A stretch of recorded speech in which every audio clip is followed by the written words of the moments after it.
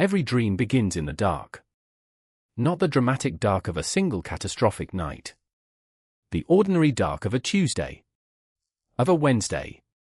Of 365 ordinary days in which you are still exactly where you were, still the same distance from the thing you want, still going to bed with the gap between your life and your dream precisely as wide as it was when you woke up.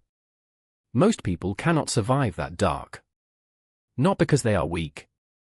Because they are human.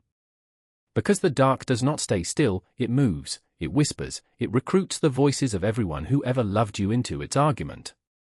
Maybe it is time to be realistic. Maybe the dream was always a little too large. Maybe this is simply not for you. Most people, eventually, agree. Nathan did not agree. Not on day one, when everything was still fresh and the dream still had the shine of something new. Not on day 100, when the shine had worn off completely and the dream looked, in the flat light of ordinary Tuesday afternoons, more like stubbornness than vision. Not on day 240, when he sat in a room that had not changed in 8 months and wondered, with genuine seriousness, whether the people who had called him unrealistic had simply been right all along. Not even then. This is the story of 365 days. Not a highlight reel. Not a montage. Every season of it, the hope and the doubt and the silent falls and the quiet getting up, because the truth of what a year of refusing to give up actually looks like is the only thing worth telling. Before we go further, drop a comment and tell me where you are in your own year. Day 1? Day 200? Starting over after a setback? Wherever you are, this story is for you. Please like and subscribe. Someone you know is in the middle of their own 365 days and needs to hear that the dark has an end. Nathan was 31 years old. He had, by any conventional measure, already failed. He had spent 6 years trying to build a clothing brand, not a fashion label, exactly, more like a movement. Clothes made from sustainable materials, produced by small local manufacturers rather than overseas factories, sold at prices that were honest about what ethical production actually costs. He had believed in it completely, with the particular completeness of a person who has staked not just money but identity on an idea. The brand had not worked. Not from lack of trying. 6 years of trying. 3 separate relaunches. A market stall that became a small online store that became a slightly larger online store that never quite became the thing it was supposed to be. He had watched competitors with inferior products and better funding sail past him. He had watched trends move in directions that left his carefully considered work looking old before it had a chance to find its audience. He had run out of money at the end of the 6th year. He had moved out of the apartment he had been renting, put everything he owned into storage, and moved into the single room that the story begins in. He had taken a part-time job, 3 mornings a week, stocking shelves at a supermarket, because he needed enough money to eat, and the part-time arrangement left him for full days each week to figure out what to do with the rest of his life. He had given himself 1 year. Not to rebuild the brand. Not to go back to what had not worked. 1 year to answer a different question entirely. Who am I, and what am I actually building, and is there a version of this that works? He opened the notebook on day 1 and wrote that question at the top of the first page. Then he wrote 4 words underneath it, which would turn out to be the most important 4 words of the entire year. I do not know yet. Days 1 through 30. The listening season. He did not build anything in the first 30 days. This was deliberate. He had spent 6 years building before he had truly understood what he was building for and who he was building it for, and he had decided that the first month of the year would be spent not doing but learning. He talked to people. Not investors or potential partners. He had tried those conversations before and found them exhausting and often dishonest, both parties performing versions of confidence they did not fully feel. He talked to ordinary people. Customers who had bought his products in the early years and then drifted away. Small business owners in the neighborhood who had tried and failed at things. Workers at the supermarket whose relationship to their own working lives told him things about what people actually needed that no market research had ever revealed. He wrote everything down. Every conversation, every observation, every contradiction, every moment when what someone said surprised him. The notebook filled faster than he expected. By day 22, something had emerged from the listening that he had not anticipated. Every single person who had bought his clothing in the early years said the same thing in different ways. I loved what you were trying to do. I just could not afford to keep doing it with you. And every person who had drifted away had drifted not because the quality had failed but because the story had. Because somewhere in the relaunches and the pivots and the desperate attempts to find a formula that worked, Nathan had stopped telling the story of why the clothes existed and started telling the story of why he needed people to buy them. And people can feel that difference. People always feel that difference. He wrote on day 22, they did not leave because the dream was wrong. They left because I stopped making the dream about them and started making it about me. Days 31 through 90. The clarity season. He started building again. But differently. Not a collection. Not a launch. He chose one product, a single jacket, made the way he had always believed things should be made, priced honestly, with the full story of its making told so transparently that the price became not a barrier but a testament. He spent 2 months on that one jacket. Not making it, he commissioning a small local manufacturer he had worked with before, who was still in business, who still believed in what Nathan was doing even when Nathan had temporarily stopped believing in himself. While the jacket was being made, Nathan built the story. Not marketing copy. A record. He documented every material, every person whose hands touched the jacket, every decision that had been made and why. He photographed the manufacturer's workshop. He interviewed the woman who did the finishing work. He calculated, precisely and openly, what the jacket cost to make, what his margin was, and why he needed that margin to continue existing. He published it all. Not on a big platform.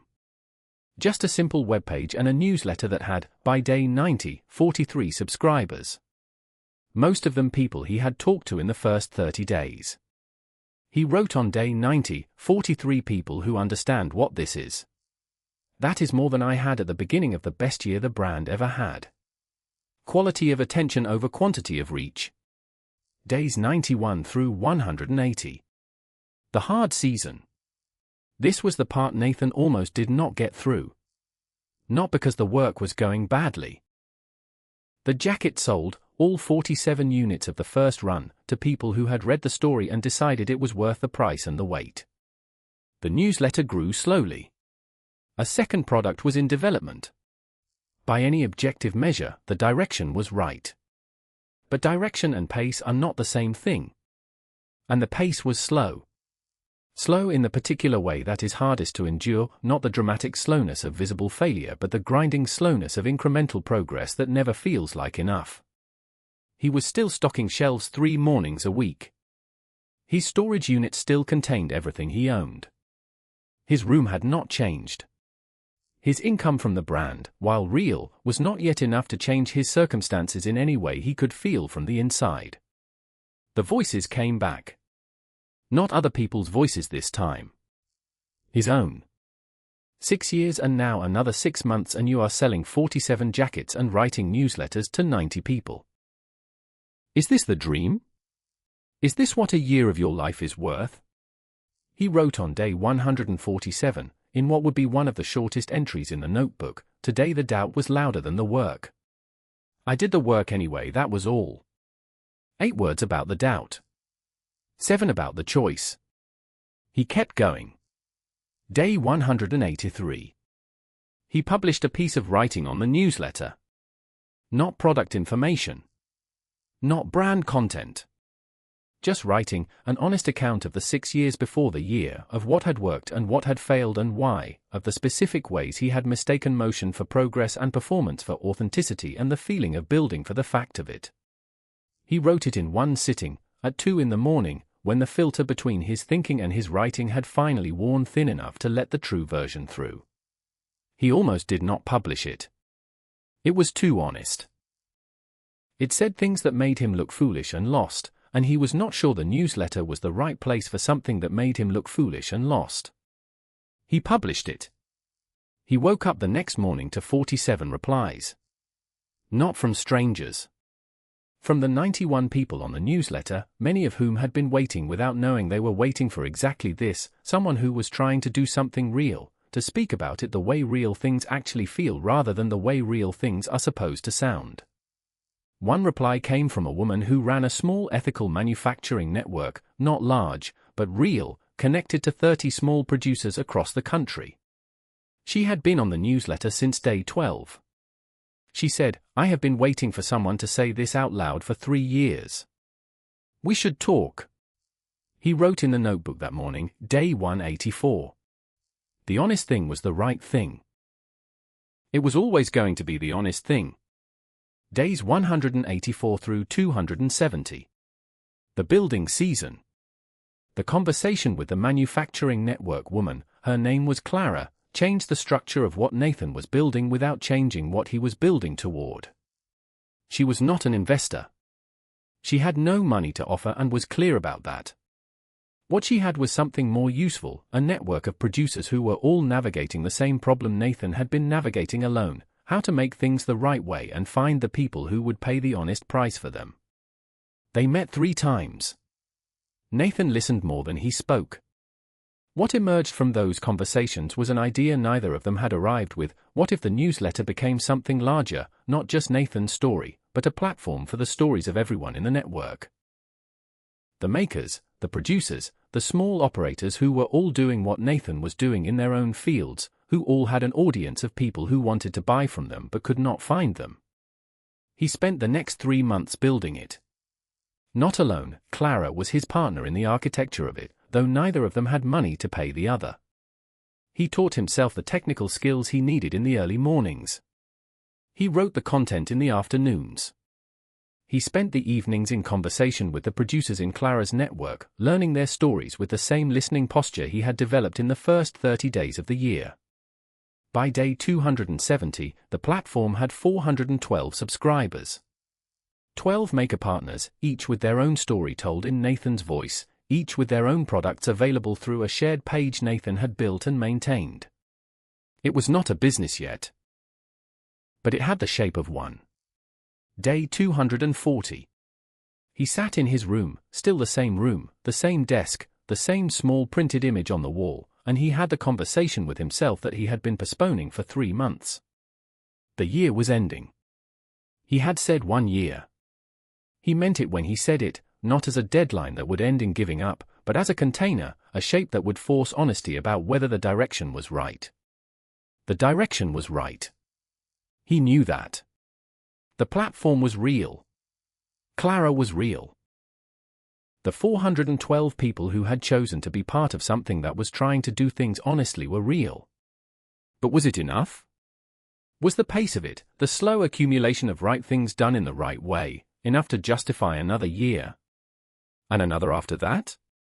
He sat with those questions for 3 hours. Then he wrote the longest entry in the notebook, 12 pages, front and back, the full honest accounting of everything he had learned across 240 days. What he had gotten wrong in the 6 years before. What he was doing differently now. What he still could not see clearly. What he believed, in the plainest honest terms he could find.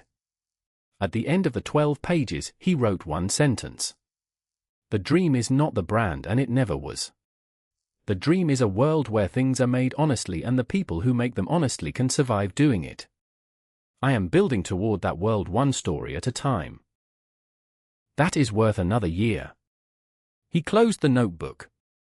He got up the next morning and kept building. Days 270 through 330. The proof season. The first piece of real evidence arrived quietly, the way real evidence often does, not with fanfare, but with a number that was different from the numbers before. A media outlet that covered sustainable business published a short piece about the platform. Not a feature, 2 paragraphs and a link. Nathan had not pitched it. A journalist had found the newsletter through one of Clara's maker partners and written about it without asking anyone's permission. By the end of that week, the newsletter had 903 subscribers. By day 300, it had crossed 2,000. The economics of the platform had changed. Not dramatically. But the 12 maker partners, whose products now had a real audience, began generating enough sales through the shared page that Nathan's cut, small, agreed from the beginning, honest, was becoming something he could build a life on. He did not move out of the room immediately. He paid off the storage unit first. Then he called his mother, who had believed in him throughout and had said so quietly and consistently without ever pressing him on the details. He told her what the year had looked like. All of it, the doubt, the hard season, the 2 in the morning piece of writing that had changed everything, the jacket and Clara and the platform and the 903 subscribers that had become 2,000. His mother listened to all of it without interrupting. Then she said, "I knew the year would be enough time. I just did not know what you would find in it." Nathan did not say anything for a moment. Then he said, "Neither did I, Mama. That is what I had to find out." Day 365. He did not plan to do anything special. He got up at the same time. He made the same tea. He sat at the same desk. He opened the notebook to the first page. The question at the top. The 4 words underneath. Who am I, and what am I actually building, and is there a version of this that works? I do not know yet. He turned through all 365 pages. He did not read every word. He did not need to. He had lived every word. He turned through them slowly, like a man walking through a house he has built himself, feeling the weight of the walls he knows are solid because he laid every stone. On the last page, the most recent entry, he had written 2 days before, day 363. 2,147 subscribers. 14 maker partners. First month the platform income exceeded the supermarket income. Gave notice at the supermarket. They were surprised. I was not. He read it. Then he turned to the first blank page, the first page of a new notebook that he had placed beside this one that morning. He wrote the date at the top. Then he wrote one question. Who am I, and what am I actually building, and is there a version of this that works? The same question. Because the right questions do not get answered once. They get deepened. Every year that you refuse to stop asking them, they show you something new. Underneath the question, he did not write "I do not know yet." He wrote something different. I know more than I did. And I am still learning. That is enough. My friend. 365 days is a long time to hold a dream. I want to be honest with you about what Nathan's year actually looked like from the inside, because the version I have told you, even in its full length, is cleaner and more linear than the daily reality was. The daily reality had more doubt in it. More ordinary Tuesdays where nothing happened, and the gap between where he was and where he wanted to be felt not like a challenge to be met but like a fact about the kind of person he was. There were mornings he woke up and did not want to open the notebook. There were evenings he sat at the desk and stared at the screen and produced nothing worth keeping. There were 3 specific nights across the year, he counted them later, where he had decided, seriously and without drama, that he was done. That the dream had simply cost more than it was worth, and the sensible thing, the adult thing, the thing that would stop the quiet bleeding, was to acknowledge what the numbers and the pace and the patience required of him had finally made clear. Each time, he woke up the next morning. Not with renewed hope.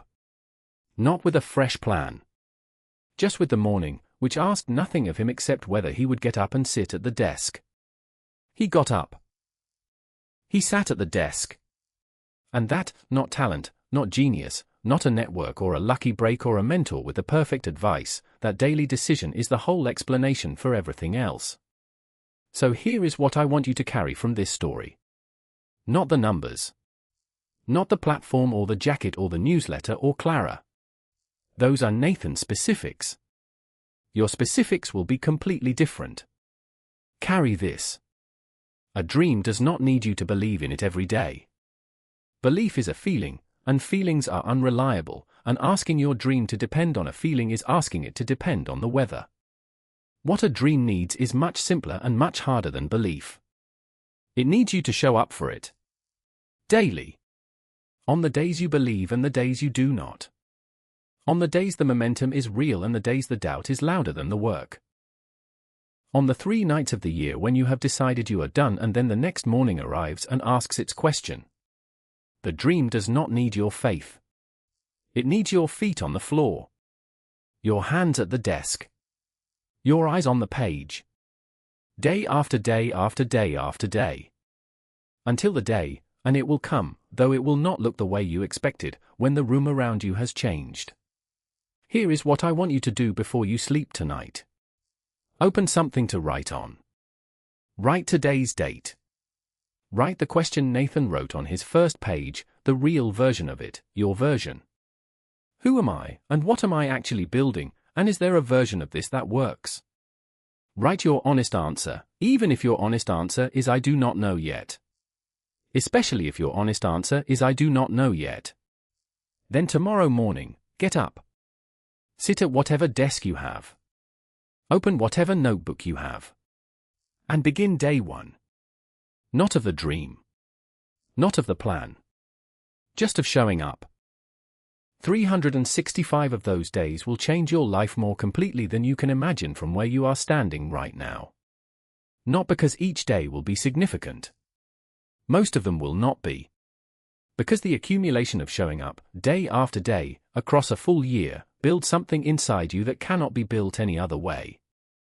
Not a brand. Not a platform. Not a business. A person who shows up. And a person who shows up is the rarest and most powerful thing in any room they enter. If this story found you today, like this video as your commitment to your own 365 days. Share it with someone who has a dream they have been carrying alone in the dark and needs to hear that the dark has an end. Tell me in the comments, what is day 1 of for you?